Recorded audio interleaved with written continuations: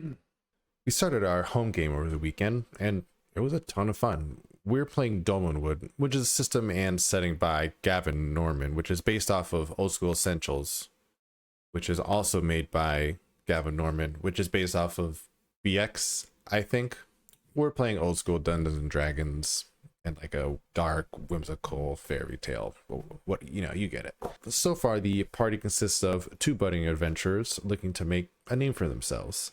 Nerd Snood, the Briggle Squire of House Ramus, yearning to earn his knighthood, played by my brother Alex, and Grunk Scruggly goes by Waffle, a traveling woodgrew enchanter with a desire to brew ale and get really rich, played by my partner Jamie.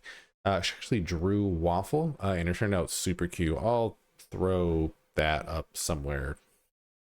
Squire Snood and Waffle departed from Castle Everdusk, seat of Lord Ramus, to head towards Prigwar in order to meet with some of Waffle's connections with one of the local brewmasters to see if they can get a jump start with their ale business.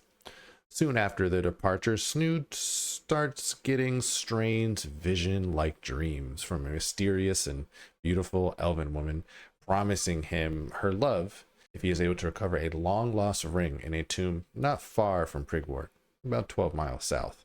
This, of course, is a hook for one of the Dolmenwood adventures, also by Gavin Norman, Winter's Daughter, which we are using as our intro adventure slash dungeon to kick off the campaign. The party is a little skeptical, but hey, it's Dolmenwood and weirder things have happened and ended up to be true, so they figure they might as well check it out. They arrive on Prigwar on the 8th night of Hillhold, which is the month of late summer, visit the market to re-up on their supplies, and then rent out a couple of beds in Rap Tapid's Quadrant, which is one of the cheaper inns in Prigwar. With a good night to rest and a stomach full of pickled eggs, Waffle's favorite, the group heads south and into the wilderness and make some pretty good luck with their encounter rolls.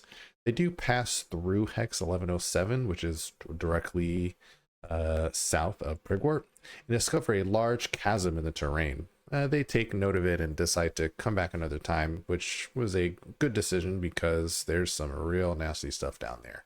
Once they get to Hex 1108, which I'm pretty sure is a common place to put this adventure in, they camp up for the night before searching for the tomb. Once again, encounter luck was on their side and they make it through the night without any troubles. Although Waffle was pretty freaked out and intrigued by the Luncheon Arch nighttime event. And they weren't able to figure out what that puzzle was for, but I'm sure they'll be back and try to figure out in the future. The next morning, they search and find the entrance of the tomb, where they first stop to investigate the circle of withing stones out front, taking particular note of the twitching deer skeleton covered in slime.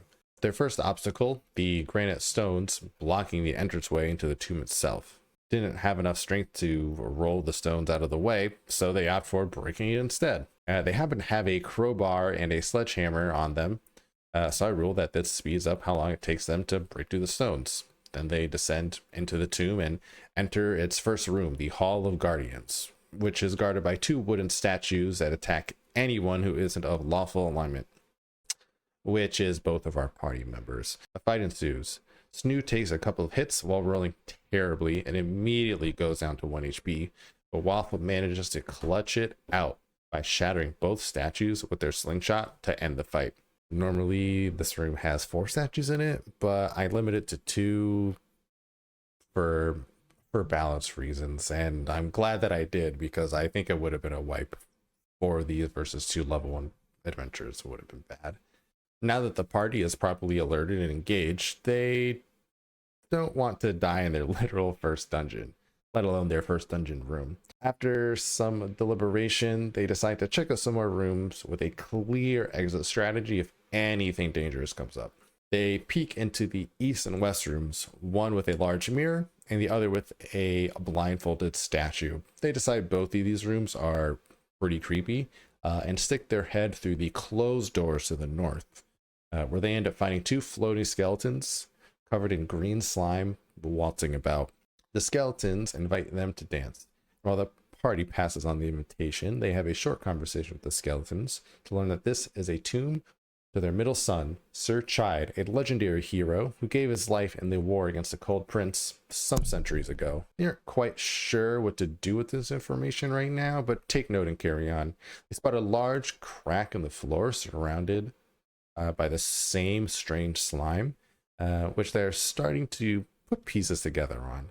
Before heading out, they peer through the north exit of the skeleton room to peer into the Hall of Hounds. Just being able to see a massive stone gate guarded by two statues at the edge of their torchlight. They decide this is a too spooky of a room for a 1 HP party member and back out of there. They decide the east room is next. Waffle, having more than 1 hit points, takes initiative and goes in first and trips the mirror trap and is frozen in place. Snood is able to react in time before making the same mistake and is able to pull Waffle out of the room safely. He tries shattering the mirror in hopes of unfreezing Waffle, to no avail. He then tries dipping Waffle's hands into that slime they found in the previous room, only for them to remain frozen and become weightless per the effects of the slime. Snood is pretty much out of ideas at this point and decides to take Waffle back outside. Luckily, it's still daytime and the sunlight cures Waffle of their frozenness, but they're still covered in slime and floating, so they find a nearby stream and give Waffle a little bath and problem solved. The group decides to head back into the tomb, to my surprise, but they were really adamant about checking out as many rooms as possible and hopefully find some loot that they can take back to town. They head back down and past the mirror room, well, the mirrorless room, I suppose, and check out one last room. This room has 7 footman statues, each holding some fancy weapons, and a mural of a knight riding a horse flanked by 2 hounds as they clash with an elven army.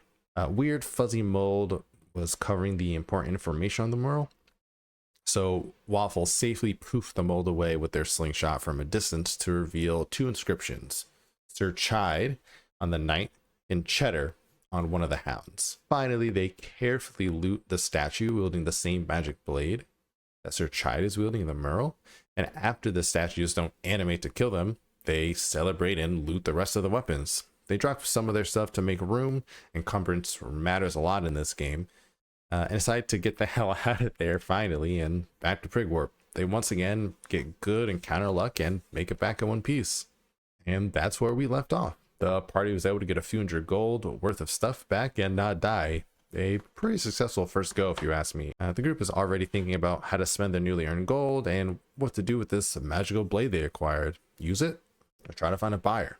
And I love this. I love it when my players are talking about the game and planning away from the table, which is especially heartwarming since this is a player-driven campaign. We have a few more friends who are interested in playing, and I'll hold off talking about them until they're in the game properly. The vision is to make a flexible campaign where people can play when they have time or want to play. No doomsday to save the world from, just adventurers trying to make a living. So missing a session just means your character's, I don't know, chilling, working, resting, traveling, something like that. Not quite a Western Marches game if you're familiar with that, but a player-driven, open-ended game for sure. I'm going to try to get these recap videos out within a week or so of our sessions, but we'll see how that goes. This is my first time making any content in a long time, but I've been feeling the itch, so here we are. So yeah, thanks for watching and have a good one.